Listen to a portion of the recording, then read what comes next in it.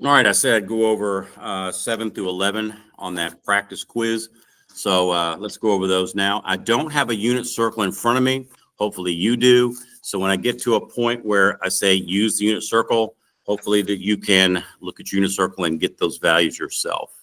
All right, so let's switch over and go over those, what, 1, 2, 3, 4, 5 problems. All right.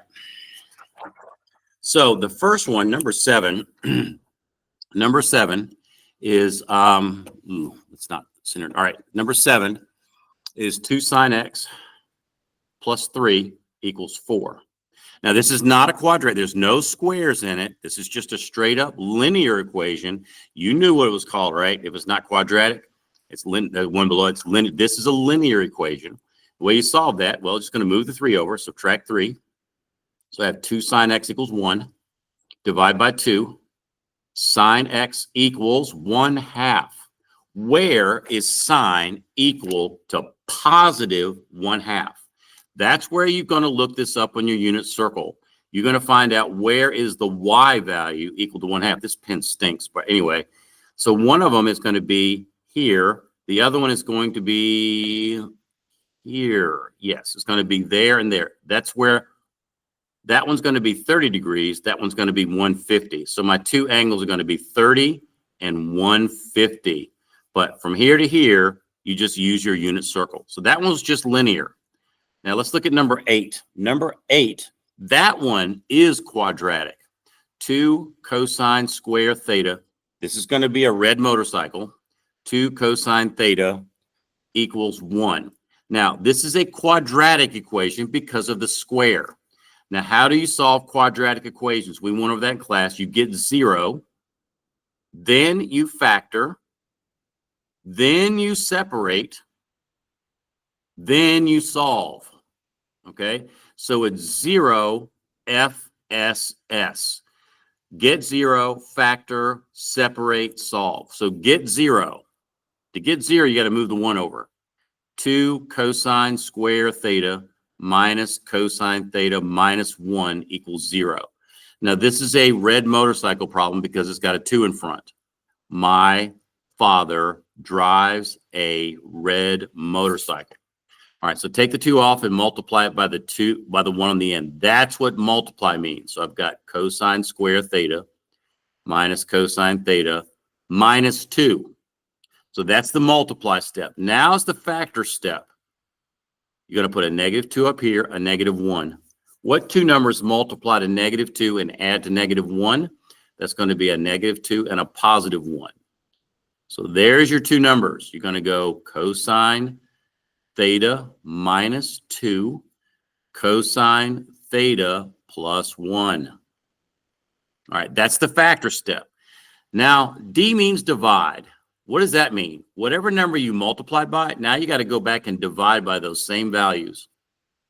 So we did that. Now, R means reduce. Do either one of these reduce? Yes. The -2 over 2 reduces to 1.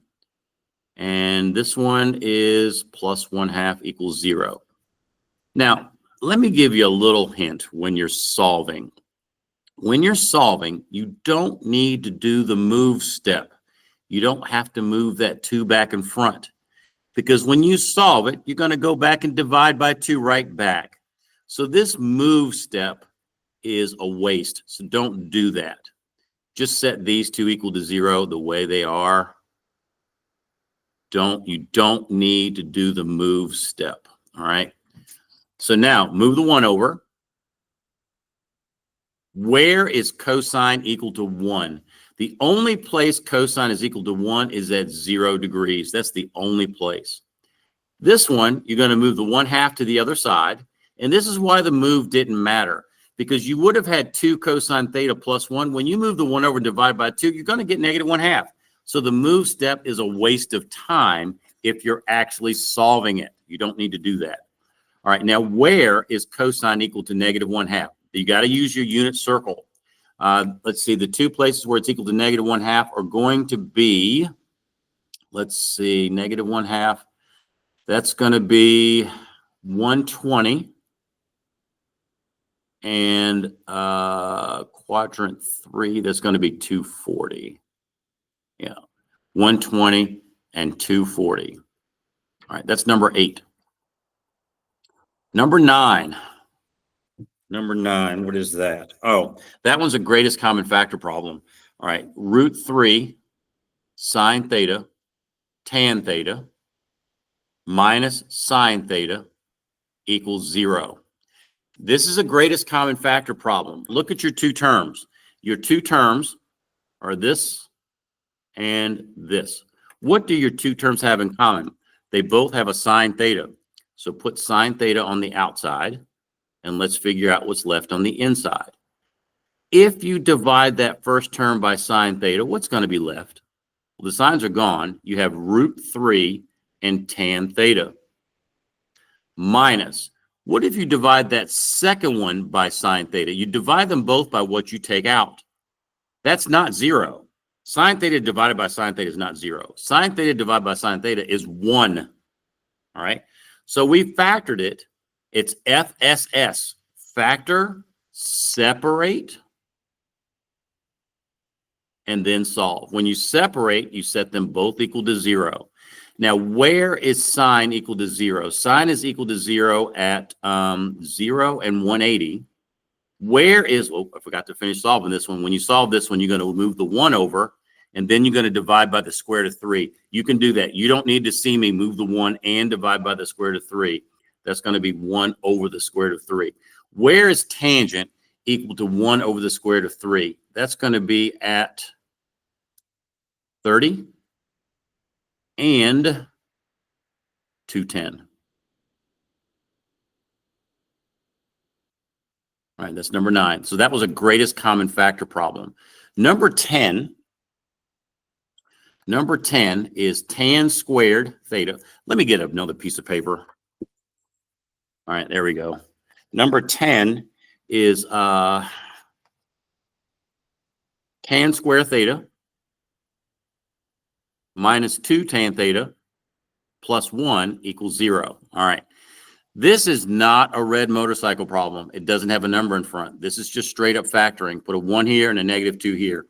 Can you think of two numbers that multiply to 1 and add to -2? Yes, you can. It's -1 and -1.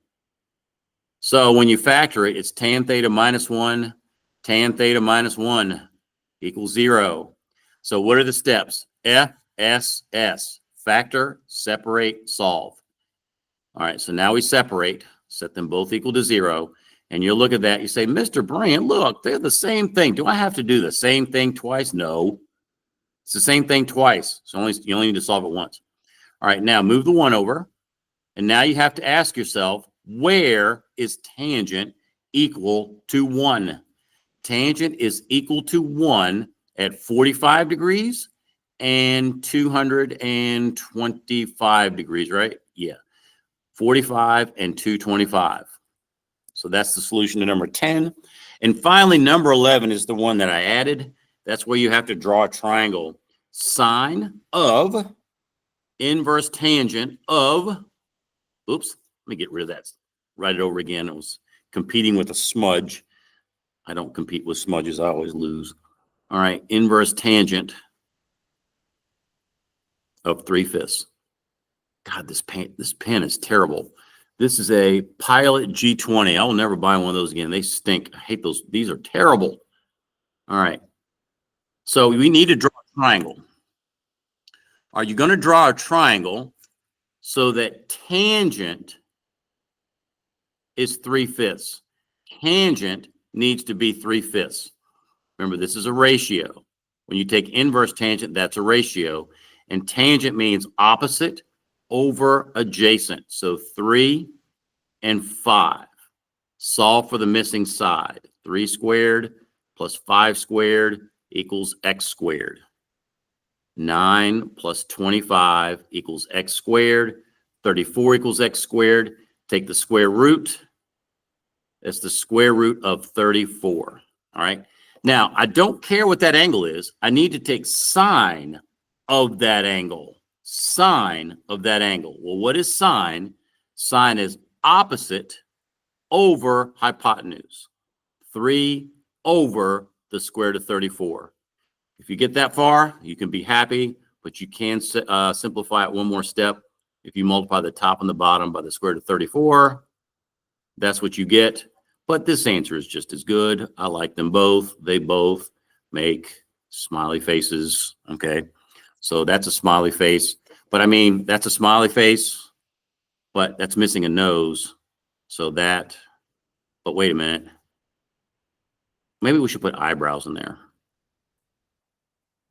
Now that's kind of a devilish smile. I don't think you should feel like devilish. So maybe, I don't know, maybe this. Does that, maybe that smiley face is the best. That's the smiley face we're looking for. All right. See you tomorrow.